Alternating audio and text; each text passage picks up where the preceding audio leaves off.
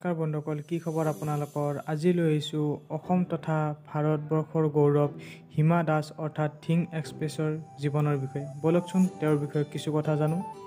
হিমা দাসৰ জন্ম হৈছিল 2000 চনৰ 9 জানুৱাৰী তাৰিখে নগাঁৱৰ ধিঙৰ কান্ধুলিমাৰী গাঁৱত।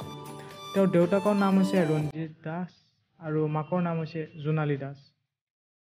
হিমা দাসৰ দুজনী ভনীয়েক আছে, এজনীৰ নাম ৰিণ্টি দাস আৰু এজনীৰ নাম বৰষা দাস, আৰু এজন ভায়েকো আছে, ভায়েকৰ নাম হ'ল প্ৰসন্ন দাস।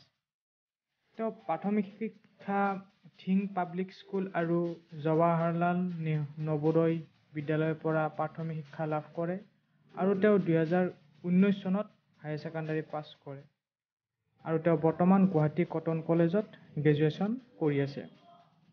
হিমা দাসৰ সৰুৰে পৰা খেল ধেমালিত বহুতো ধাউতি আছিলে। তেওঁ ফুটবল খেলত বহুতো ধাউতি আছিলে আৰু তেওঁ ফুটবল খেলি বহুত ভাল পাইছিল।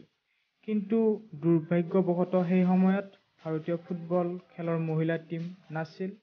সেইবাবে তেওঁক তেওঁৰ পিটি টিচাৰ শামছুল হকে তেওঁক ৰানিঙৰ কাৰণে প্ৰেক্টিচ কৰাইছিল আৰু তেওঁ প্ৰেক্টিচ কৰি থকা সময়তেই নগাঁও স্পৰ্টছ এছ'চিয়েশ্যনৰ গুৰুশংকৰ ৰয়ৰ লগত হিমা দাসক চিনাকি কৰি দিয়ে, যাৰ ফলত তেওঁ জিলাভিত্তিক দৌৰ প্ৰতিযোগিতাত অংশগ্ৰহণ কৰিবলৈ সুবিধা পাইছিলে।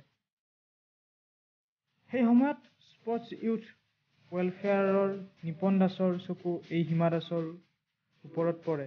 তেওঁৰ খেলৰ প্ৰতি থকা ধাউতিক দেখি হিমা দাসক গুৱাহাটীলৈ প্ৰেক্টিচৰ বাবে লৈ আহিব বিচাৰে, কিন্তু হিমা দাসৰ পৰিয়ালে এই কথাত মান্তি হোৱা নাছিলে।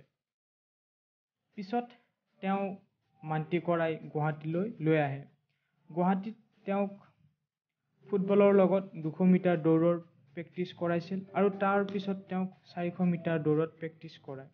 2017 চনত গুৱাহাটীত 100 মিটাৰ আৰু 200 মিটাৰ দৌৰত তেওঁ গ'ল্ড মেডেল পাবলৈ সক্ষম হৈছিলে আৰু হিমা দাসৰ অপ্ৰাণ চেষ্টাৰ কঠোৰ পৰিশ্ৰমৰ ফলত 2018 চনত ফিনলেণ্ডত অনুষ্ঠিত হোৱা ৱৰ্ল্ড আণ্ডাৰ-20 চেম্পিয়নশ্বিপত তেওঁ 400 মিটাৰ দৌৰত গ'ল্ড মেডেল পাবলৈ সক্ষম হৈছিলে আৰু হিমা দাসেই প্ৰথম গ'ল্ড মেডেল পোৱা মহিলা আছিলে। সেই সময়ত জাৰ্মান জোতা কোম্পানী এডিডাছে তেওঁক স্পন্সৰ কৰিবলৈ বিচাৰিছিল। তাৰ পিছত হিমা দাসৰ জীৱনত সফলৰ নাম উজ্বলিব ধৰিলে। লাহে লাহে হিমাই এছিয়ান গেমছ, কমনৱেলথ গেমছ আদিত পদক জিকিবলৈ সক্ষম হয়। 2018 চনত 25 ছেপ্টেম্বৰ তাৰিখে তেওঁক ভাৰত চৰকাৰে অৰ্জুন বঁটাৰে সন্মানিত কৰে। 2021 চনৰ 26 ফেব্ৰুৱাৰী তাৰিখে তেওঁক প্ৰাক্তন অসমৰ মুখ্যমন্ত্ৰী সৰ্বানন্দ সোণোৱাল ছাৰে হিমা দাসক DSP পদতো নিযুক্তি দিয়ে। হিমা দাসৰ প্ৰিয় গায়ক ক'বলৈ গ'লে আমাৰ অসমৰ হাৰ্টথ্ৰব জুবিন গাৰ্গ আৰু অংগৰাগ মহন্ত। তেওঁৰ প্ৰিয় খেলুৱৈ শচীন তেণ্ডুলকাৰ আৰু MS ধোনী। তেওঁৰ ফেভাৰেট এক্টৰ অক্ষয় কুমাৰ আৰু ফেভাৰেট ঐশ্বৰ্য ৰায়।